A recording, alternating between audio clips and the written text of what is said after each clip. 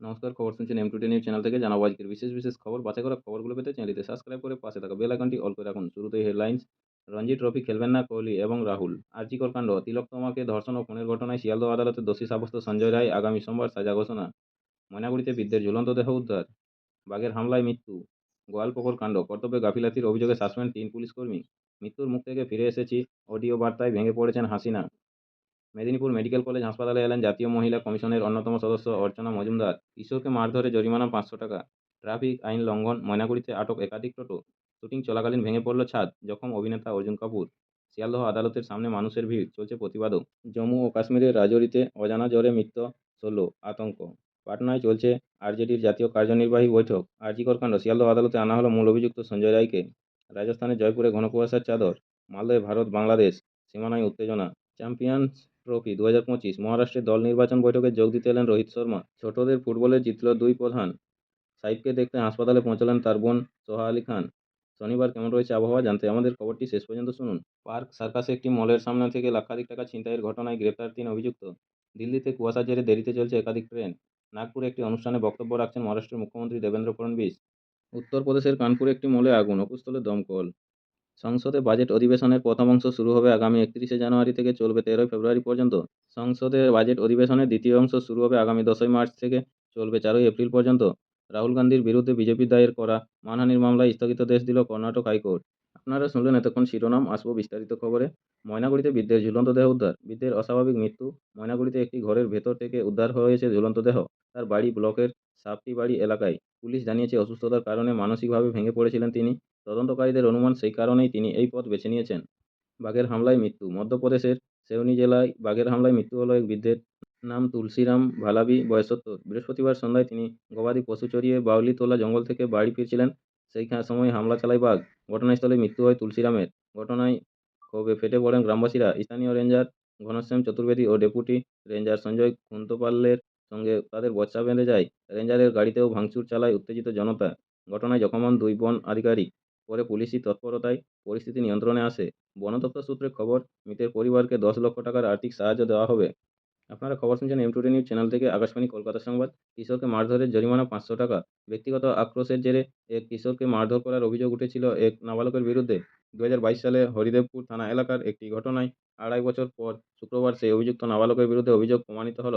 Kolkata juvenile justice বোর্ডের principal magistrate Jayanta Bhattacharya ও 2 board member নাবালক কিশোরের অভিভাবককে 500 টাকা জরিমানার নির্দেশ দেন। আপনাদের সকলকেই বলা হচ্ছে, যারা নিয়মিত গুরুত্বপূর্ণ খবরগুলো শুনতে চান আমাদের চ্যানেলটি সাবস্ক্রাইব করে রাখুন। ফিরে আসবো খবরে। শুটিং চলাকালীন ভেঙে পড়ল ছাদ, জখম অভিনেতা অর্জুন কাপুর।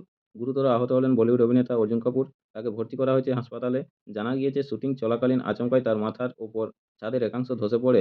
দুর্ঘটনায় অভিনেতার কনুই এবং মাথায় আঘাত লেগেছে। এই দুর্ঘটনায় অর্জুনের পাশাপাশি একাধিক ক্রু ও আহত হয়েছেন। জম্মু ও কাশ্মীরের রাজৌরির বাধালোব গ্রামে অজানা জ্বরের আতঙ্ক। এই জ্বরে এখনও পর্যন্ত মোট 16 জনের মৃত্যু হয়েছে। আক্রান্তের সংখ্যা প্রায় 38। ডিসেম্বর মাসের প্রথম দিকে এই জ্বরের প্রাদুর্ভাব দেখা যায়। এখনও এই জ্বরে আক্রান্ত হচ্ছেন একের পর এক মানুষ। এই জ্বরের কারণ অনুসন্ধানে রয়েছে PGIMER, Chandigarh national institute of virology এবং জাতীয় রোগ নিয়ন্ত্রণ কেন্দ্রের NCDC মতো সংস্থা। কিন্তু এখনও পর্যন্ত এর কোনো সদুত্তর মেলেনি। গোটা রাজৌরি জেলা জুড়ে সতর্কতা জারি করেছে স্থানীয় প্রশাসন। গত শনিবারই বাদহালো গ্রামের এক মহিলার শরীরের এই জ্বরের লক্ষণ দেখা দেয়। আপাতত তিনি স্থানীয় একটি হাসপাতালে চিকিৎসাধীন। যদিও হাসপাতাল সূত্রে খবর, তার অবস্থা এখন স্থিতিশীল। রাজৌরির এক সরকারি আধিকারিক বলেন, আমরা গোটা পরিস্থিতি নিবিড়ভাবে পর্যবেক্ষণ করছি। আশা করছি আগামী 8 থেকে 10 দিনের মধ্যে এই রোগ এবং মৃত্যুর কারণে একটি প্রাথমিক রিপোর্ট পাওয়া যাবে। চিকিৎসার পাশাপাশি ডোর টু ডোর কাউন্সেলিং এবং নজরদারিও চলছে। সম্প্রতি ICMR নমুনা সংগ্রহ করে নিয়ে গিয়েছে। মালদহে ভারত ও বাংলাদেশের সীমানায় উত্তেজনা। মালদহের কালিয়াচকের সুখদেবপুরে ভারত ও বাংলাদেশ সীমানায় উত্তেজনা। দুই দেশের বাসিন্দাদের মধ্যে হাতাহাতি অভিযোগ। এই ঘটনায় এক BSF জওয়ান জখম হয়েছেন বলে খবর। স্থানীয় সূত্রে জানা গেছে, শুক্রবার রাতে ভারতীয় ভূখণ্ডে প্রবেশ করে ফসল কেটে নিয়ে যায় কয়েকজন বাংলাদেশি দুষ্কৃতী। আজ শনিবার সকালে ভারতীয়রা নিজেদের ফসল কাটতে গেলে তাদের ওপর কিছু বাংলাদেশি নাগরিক হামলা চালায় বলে অভিযোগ। প্রতিদিন এই ধরনের নিয়মিত গুরুত্বপূর্ণ খবরগুলো শোনার জন্য আমাদের চ্যানেলটি সাবস্ক্রাইব করে রাখুন। ফিরে আসবো খবরে। আরজিকর কাণ্ড, আজ রায়দান। শিয়ালদহ আদালতের চত্বরে জোরদার নিরাপত্তা ব্যবস্থা। কড়া নিরাপত্তার চাদরে ঢেকে ফেলা হয়েছে শিয়ালদহ আদালত চত্বর। নিরাপত্তার দায়িত্বে রয়েছেন 150 জন পুলিশকর্মী এবং 50 জন র্যাব এবং কমব্যাট টিমের একটি দল। রিঙ্কুর বাগদান নিয়ে জল্পনা। ক্রিকেট ও বিনোদনের মেলবন্ধন নয়, এবার ক্রিকেটার ও রাজনীতিকের বিবাহের খবর নিয়ে শোরগোল সোশ্যাল মিডিয়ায়। সমাজবাদী পার্টির সাংবাদ প্রিয়া সারোজের সঙ্গে ক্রিকেটার রিঙ্কু সিংয়ের বাগদানের খবর ছড়িয়ে পড়ে শুক্রবার। তবে প্রিয়ার বাবা তুফানি সরোজ তা অস্বীকার করেছেন। রিঙ্কুর পরিবার থেকে বিয়ের প্রস্তাব এসেছে বলে জানান তিনি। উল্লেখ্য, ২৭ বছর বয়সী রিঙ্কু এখনও পর্যন্ত ২টি একদিনের ম্যাচ ও ৩০টি টি-টোয়েন্টি ম্যাচ খেলেছেন। ২০২৩ সালের আগস্টে আন্তর্জাতিক আসরে অভিষেক হয় বাঁহাতির। দেশের হয়ে তার মোট রান ৫৬২। আইপিএলে কলকাতা নাইট রাইডার্সের ক্রিকেটার তিনি। অন্যদিকে প্রিয়া এবারই প্রথম সাংসদ হয়েছেন। উত্তরপ্রদেশ থেকে গত বছর ৩৫,০০০-এর বেশি ভোটে জেতেন তিনি। ২৬ বছর বয়সী প্রিয়া হারান বিজেপির প্রার্থীকে। তার বাবাও ছিলেন তিনবারের সাংসদ, তবে এখন তিনি বিধায়ক। ছোটদের ফুটবলে জিতল দুই প্রধান। ডেভেলপমেন্ট লিগে জয় পেল ইস্টবেঙ্গল। শুক্রবার নৈহাটিতে ইউনাইটেড স্পোর্টসকে ১-০ গোলে হারাল লাল হলুদ ব্রিগেড। দ্বিতীয়ার্ধে একমাত্র লক্ষ্যভেদ অ্যান্ড্রুজ আলবার্টের। পাশাপাশি অনূর্ধ্ব-১৭ এলিট ইয়ুথ লিগে দুরন্ত জয় পেল বেঙ্গল ফুটবল একাডেমি। ৫-১ গোলে ইস্টবেঙ্গলকে চূর্ণ করে তারা। অপর ম্যাচে বিধাননগর মিউনিসিপ্যাল স্পোর্টস একাডেমি ৩-২ গোলে হারাল মোহনবাগান। ববি সিংয়ের জোড়া গোল ছাড়াও স্কোরশিটে নাম তোলেন হাউকিপ। শনিবার কেমন রয়েছে শহরের আবহাওয়া জেনে নেব। একের পর এক পশ্চিমী ঝঞ্ঝায় আটকে ঠান্ডা মাগেও দেখা নেই শীতের। আজ শনিবার সকালে শহরের সর্বনিম্ন তাপমাত্রা ছিল ১৫.২ ডিগ্রি সেলসিয়াস, যা স্বাভাবিকের থেকে ০.৭ ডিগ্রি বেশি। গতকাল শুক্রবার শহরে সর্বাধিক তাপমাত্রা ছিল ২৪.৫ ডিগ্রি সেলসিয়াস, যা স্বাভাবিকের থেকে ১.৪ ডিগ্রি কম। আজ শনিবার সকালে হালকা কুয়াশা থাকলেও বেলা বাড়তেই আকাশ পরিষ্কার হয়ে যায়, এমনটাই জানিয়েছে আলিপুর আবহাওয়া দপ্তর। এদিন শহরের সর্বাধিক তাপমাত্রা থাকতে পারে ২৫ ডিগ্রি সেলসিয়াসের ঘরে। গত ২৪ ঘন্টায় শহরে কোথাও বৃষ্টি হয়নি। আপনারা খবর শুনছেন এম2ডি নিউজ চ্যানেল থেকে। জানাবো আজকের গুরুত্বপূর্ণ খবরগুলো। আজকের খবরগুলো খুবই গুরুত্বপূর্ণ, মনোযোগ সহকারে শুনবেন। আসো খবরে। সোমবার মালদহ সফরে মুখ্যমন্ত্রী মমতা বন্দ্যোপাধ্যায়। সোমবার বিকেলে মালদহ সফরে আসছেন মুখ্যমন্ত্রী মমতা বন্দ্যোপাধ্যায়। তার সফরের আগে আজ শনিবার পরীক্ষামূলকভাবে হেলিকপ্টার নামানো হলো স্থানীয় একটি স্কুলের পাশের মাঠে। মুখ্যমন্ত্রীর হেলিকপ্টার নামবে বলে প্রশাসন সূত্রে খবর। সেখানেই এদিন হেলিকপ্টার নামিয়ে নিরাপত্তা ব্যবস্থা খতিয়ে দেখা হলো। প্রয়াত ম্যানচেস্টার ইউনাইটেড প্রাক্তন ফুটবলার ডেনিস ল প্রয়াত। মৃত্যুকালে তার বয়স হয়েছিল ৮৪ বছর। স্কটল্যান্ডের অ্যাবারডিন শহরে তিনি শেষ নিঃশ্বাস ত্যাগ করেন। গত ৪ বছর ধরে তিনি ডিমেনশিয়ায় ভুগছিলেন। গতকাল শুক্রবার পরিবারের তরফে তার মৃত্যুর খবর নিশ্চিত করা হয়েছে। তার পরিবার জানিয়েছে, আমরা দুঃখের সঙ্গে জানাচ্ছি, ডেনিস চিরকালের জন্য আমাদের ছেড়ে চলে গিয়েছেন। দীর্ঘদিন কঠিন যুদ্ধের পর অবশেষে তিনি শান্তি খুঁজে পেয়েছেন। আমরা প্রত্যেককে ধন্যবাদ জানাতে চাই, যারা সব সময় তার সুস্থতা কামনা করেছিলেন এবং কঠিন সময় তার পাশে ছিলেন। চ্যাম্পিয়ন্স ট্রফি ২০২৫ ঘোষণা হলো ভারতীয় দল। চ্যাম্পিয়ন্স ট্রফির দল ঘোষণা করল বিসিসিআই।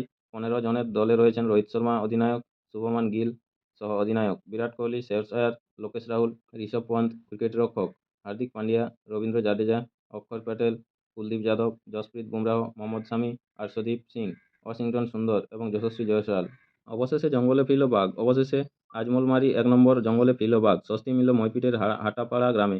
আজ শনিবার সকালে জোয়ারের জল জঙ্গলে না আসার তল্লাশির কাজ সহজ হয় বন দপ্তরের কর্মীদের। পায়ের ছাপ পর্যবেক্ষণের সময় দেখা যায় নদীর দিকে চলে গিয়েছে পায়ের ছাপ। পাশাপাশি নৌকা নিয়ে উপরের জঙ্গলের কাছে নদীর চরে পায়ের ছাপ দেখে বনকর্মীরা তারপরই জানা যায় বাঘ জঙ্গলে চলে গিয়েছে। গোয়ালপুকুর কাণ্ড এনকাউন্টারে পুলিশের গুলিতে মৃত্যু অভিযুক্ত সাজ্জাকের। উত্তর দিনাজপুরের গোয়ালপুকুরে পুলিশকে লক্ষ্য করে গুলি চালানোর ঘটনায় মূল অভিযুক্ত সাজ্জাক আলম মৃত।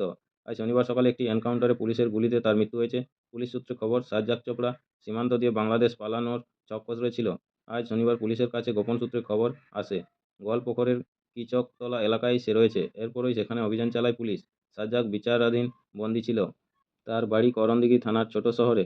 ২০১৯ সালে করণদিঘির পোল্ট্রি কারবারি সুবেশ দাস নামে এক ব্যক্তিকে খুন ও কয়েক লক্ষ টাকা ছিনতাইয়ের ঘটনায় গ্যাংস্টার সাজ্জাকের বিরুদ্ধে মামলা চলছিল। বুধবার মামলার শুনানি শেষে প্রিয়জন ভ্যানে চাপিয়ে সাজ্জাকসহ মোট ৩ জনকে রায়গঞ্জ সেন্ট্রাল জেলে ফিরিয়ে নিয়ে যাওয়া হচ্ছিল।